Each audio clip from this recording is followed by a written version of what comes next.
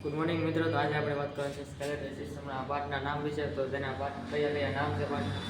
તો સૌથી પહેલાં તો આપણે તેની ડેફિનેશન જોઈએ તો સ્કેલેટલ સિસ્ટમ એટલે કે અસ્થિતંત્ર, એટલે કે ત્યાં આખું હાડકાનું બનાવ્યું છે. સ્કેલેટલ સિસ્ટમ એટલે કે બોડીના હલનચલન કરવા માટેના બોન્ડ્સ આવેલા હોય છે. આ બધા જે બધા બોન્ડ ભેગા મળીને એક સિસ્ટમ બનાવે છે, તે સિસ્ટમને સ્કેલેટલ સિસ્ટમ કહેવામાં આવે છે. તો તેના ફંક્શન વિશે વાત કરીએ. તેના ફંક્શનમાં આવે છે બોડીને શેપ એટલે કે માળખું પ્રોવાઈડ કરે છે, પછી બોડીને સપોર્ટ પૂરો પાડે છે, પછી ઇન્ટરનલ ઓર્ગન્સને પ્રોટેક્ટ કરે છે, પછી બ્લડ સેલનું નિર્માણ કરે છે રેડ બોન મેરોમાંથી, પછી મનુષ્યને મૂવમેન્ટ કરવામાં મદદ કરે છે એટલે કે હલનચલન કરવામાં મદદ કરે છે, અને યલો બોન મેરોમાંથી ફેટ અને લિપિડને સ્ટોર કરીને તેનું ઉર્જા સંગ્રહ તરીકે કાર્ય કરે છે. તો હવે તેને વાત કરીએ તેના બોનની.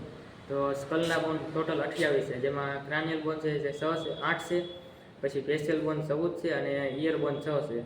તો તેમાં પહેલાં વાત કરીએ ક્રાનિયલ બોનની. તો ક્રાનિયલ બોનમાં સૌથી પ્રથમ આવે એમાં ઇથમોઇડ આવે, તેની અંદર જઈએ તો સ્ફિનોઇડ આવે, પછી આગળ જોઈએ તો ફ્રન્ટલ આવે, પછી આ બે સાઈડ જોઈએ તો આ બે સાઈડ ટેમ્પરલ આવે, પછી ઉપર જોઈએ તો પેરાઇટલ આવે અને પાછળની સાઈડ ઓક્સિપિટલ આવે છે. પછી હવે તેને વાત કરીએ ફેશિયલ બોનની. આ ફેશિયલ બોન. તો ફેશિયલ બોનમાં આવે છે 14 બોન આવે છે. કયા કયા? તો કે પહેલાં તો નોઝલ આવે છે અહીંયા, પછી બે સાઈડ લેક્રિમલ આવે છે, તે બે આવે છે, પછી વચ્ચેની સાઈડ હ્યુમર આવે છે, પછી આ સાઈડ ઇન્ફિરિયર નોઝલ કોષ આવે છે, પછી અહીંયા પેલેટાઇન આવે છે આ બે સાઈડ, પછી નોઝલ આવે છે, પછી મેન્ડિબલ આવે છે, પછી આ ઝાયગોમેટિક અને મેક્સિલ આવે છે. તો આ છે તેના 14 બોનના નામ. પછી હવે ઇયર બોનમાં જઈએ.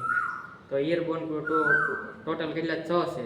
તો ઇયર બોનના નામ છે પહેલાં સૌથી પ્રથમ તો ઓડિટરી ટ્યુબમાં જાય છે, ઓડિટરી ટ્યુબમાંથી પછી ઇયર ડ્રમમાં જાય છે, ઇયર ડ્રમમાંથી પછી મેલિયસમાં જાય છે અવાજ, અને મેલિયસમાંથી ઇન્કસમાં જાય છે, ઇન્કસમાંથી સ્ટેપિસમાં જાય છે, અને સ્ટેપિસમાંથી લાસ્ટમાં ઓવલ વિન્ડોઝમાં જાય છે, ત્યારે આપણે અવાજ સાંભળી શકીએ છીએ.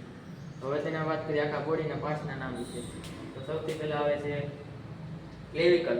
પછી તેની પાછળ આવે છે સ્પેક્યુલા, પછી અહીંયા આવે છે સ્ટર્નમ, પછી આ રિબ્સ, પછી હ્યુમર, પછી આ એક સાઈડ જે મોટું આવે છે તેની રેડિયસ કહેવાય છે, અને નાનું હાડકું આવે છે તે અલ્નાંગ હોય છે.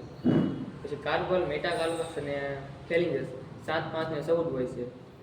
પછી આ બંને સાઈડ છે તે હિપ બોન છે. પછી આ છે ફીમર છે. પછી અહીંયા પટેલા આવે છે. પછી આમાં છે એક ટીબિયા અને ફિબ્યુલા.